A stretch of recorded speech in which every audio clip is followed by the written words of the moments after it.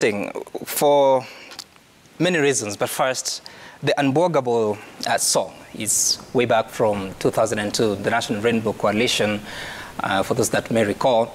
Then Vindu Vichejanga, if I got that right, is a song that was for National Super Alliance in 2017, if I'm not mistaken, but now it appears that so much change is going on. But of course, those are not the only presidential hopefuls. There are so many others, including those in One Kenya Alliance and others from different political parties, others on independent tickets or hoping to be on independent tickets.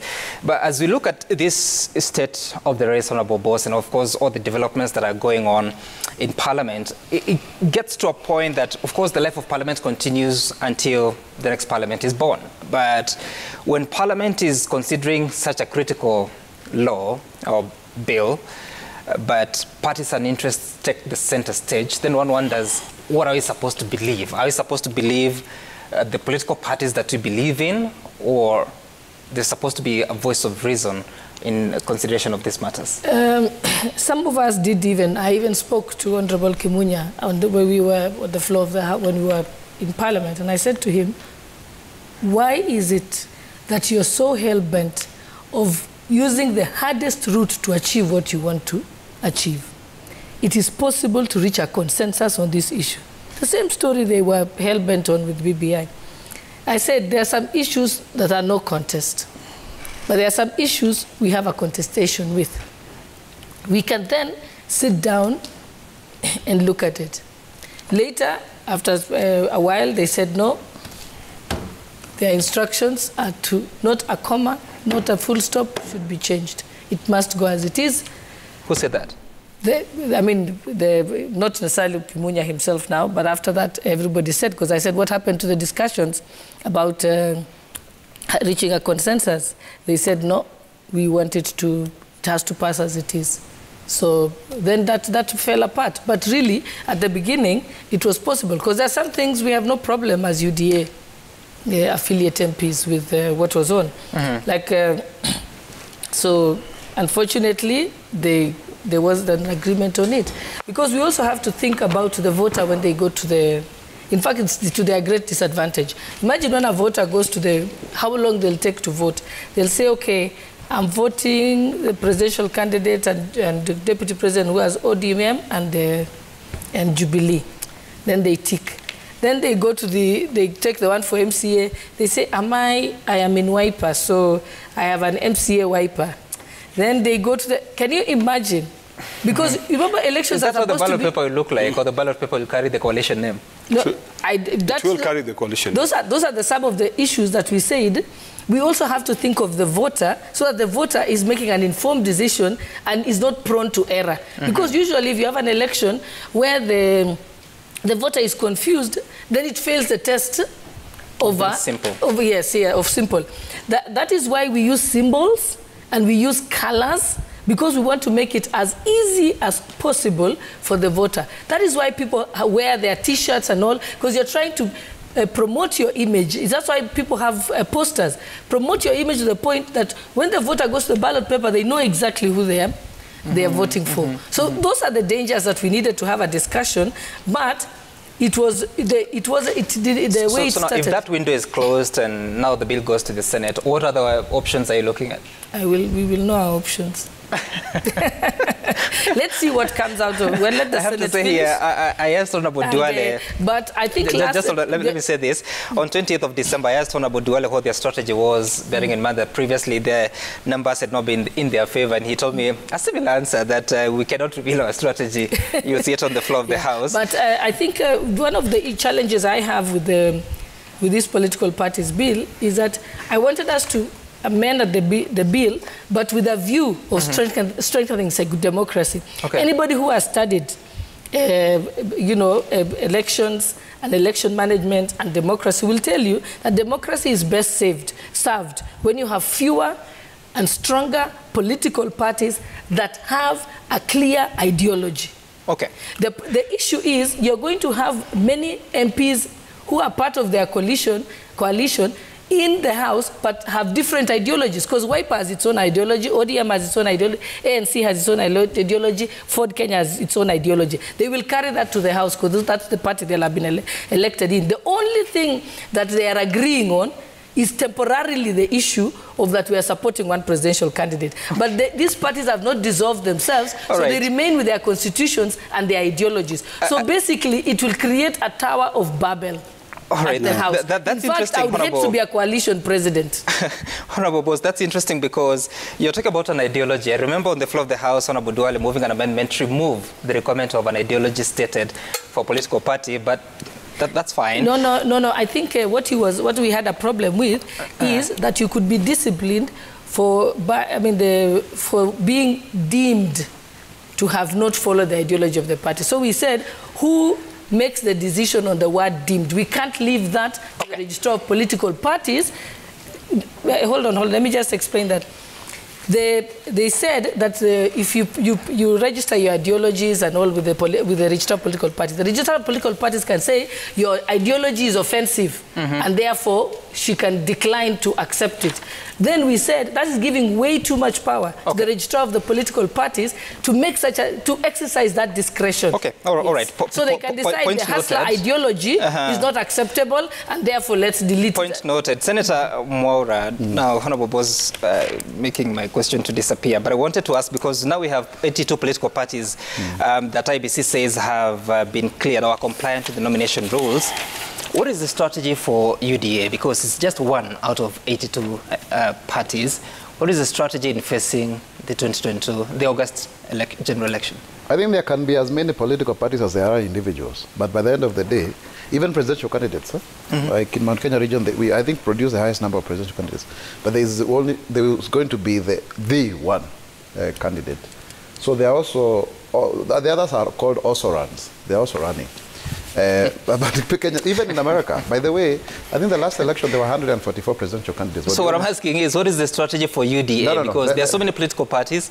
Is there any real desire to form coalitions or alliances? Now, let me answer according to the bill, Sam. Number one, the issue of deeming cannot be left to the registrar, because the registrar Senator, please answer my question. Is an appointee of the incumbent.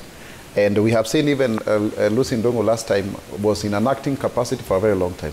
This is one of the offices that should have been an independent office under the Constitution, so that it is not subject But still someone has to make the appointment. Yes, still, but the process is important as a product.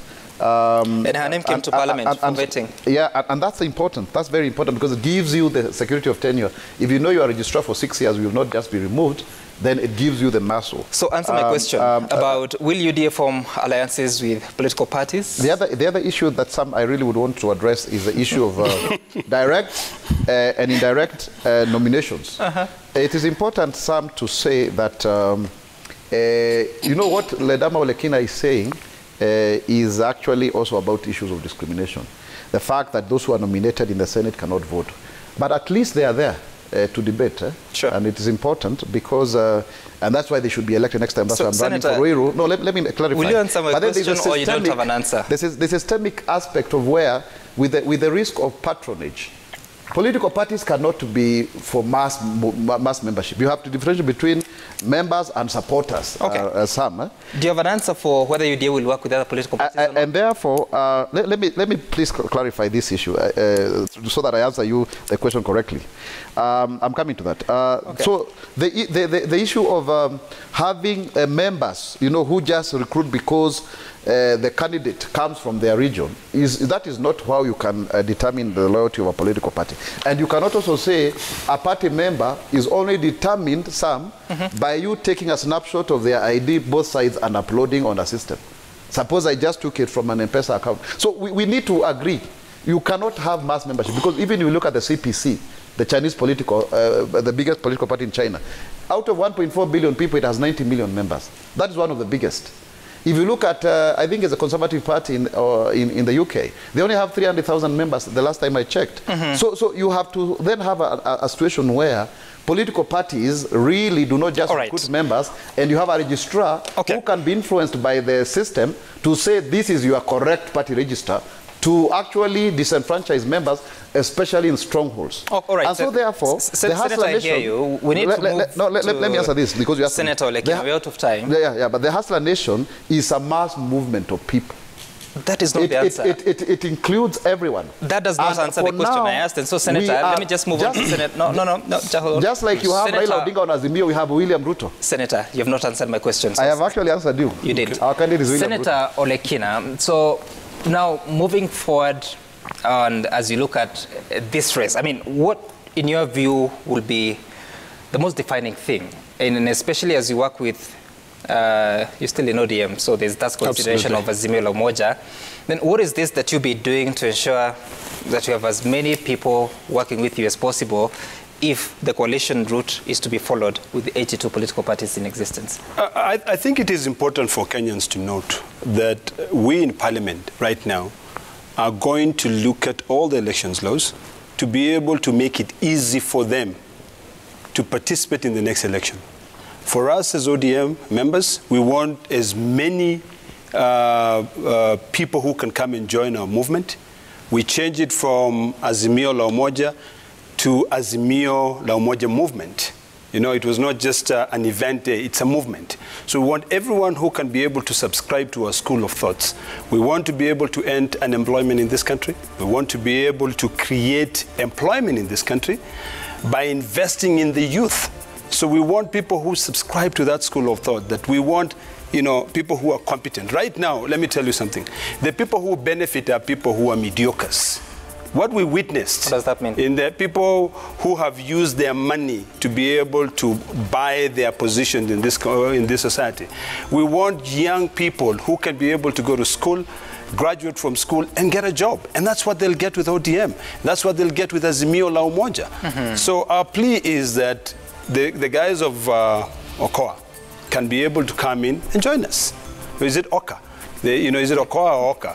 Can be able to come and join us, and we welcome. Okay. We're actually welcoming everyone to come into Azimio. All right. Let us share this dream of having a country that will be able to, first of all, post the pandemic, guarantee that the government will be able to put in so much money into the economy, so that they can create demand. All right. And of course, we'll continue to look at the campaign messaging that is going on, the promises versus reality and what's possible. Let's take a look at some of the feedback. Chalo Ward Rosie, it's very tricky to have free and fair political party nominations because rich candidates are always buying party certificates. Party bosses are compromised by money because rich candidates finance their campaigns. The will of the people will never prevail. Okelo Mwalimu, the same politician who opposed 2010 Constitution, is the major beneficiary of the document and foreseeing a situation where the same politician who is currently opposed Political Parties Amendment Bill may reap big from it once it's passed. F. Okango, multi-party systems have led to coalitions. With increasing political polarization, coalitions are getting harder to form because of mistrust among partners due to lack of clear provisions of law for coalitions agreements. This bill is timely. Vet C. Mutai, NCSC should now keep watch, and anyone from whatever side whose tongue goes loose should follow suit, or else we smell a rat. Omwanto Vikri, the political class should rally the country behind popular sustainable peace and development. The way the politicians are psyching the country at the moment leaves more to be desired.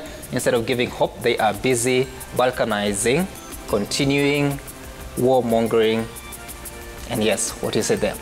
And Engineer Lazaro, authorities shouldn't relent their tough stance on hate speech mongers. Nothing like freedom of speech when it comes to dangerous utterances that can breach the peace. And those are your views this morning. And Senator Olekina, so much feedback, or a bit of feedback about your hair. Heather Waithera is saying that well, you read it for yourself. I'll say she loves it, which is a good one. Why, you Thank say you. That. Senator Isaac Mwaura, Honorable Gladys Boss from Uasin-Gishu, Senator Olekina from Narok, thank you all for making time for us, and all the best tomorrow as you consider the political parties bill, and even as you venture into the politics of 2022. What seat are you going for? parliamentary seat, and I want to give my condolences to the family of the Kariukis. I was with them yesterday, and they lost 3 members of their family. Condolences to them. Ruiru MP, yourself, what seat are you going for? Sorry? What seat are you going for? I'll let you know. You let us know. Senator Lekina, which seat are you going for? Senate. Senate. Okay. All right. Thank you all for making time for us. We'll do this again tomorrow. What am I saying? It's been quite a break. My name is Sam Gituku. Up next is Sporty Monday. The team will be here to look at the action over the weekend and also to tell you why, like I told you before we took a break, that Manchester City was going to take the trophy, and there are all chances that that will happen. Bye for now.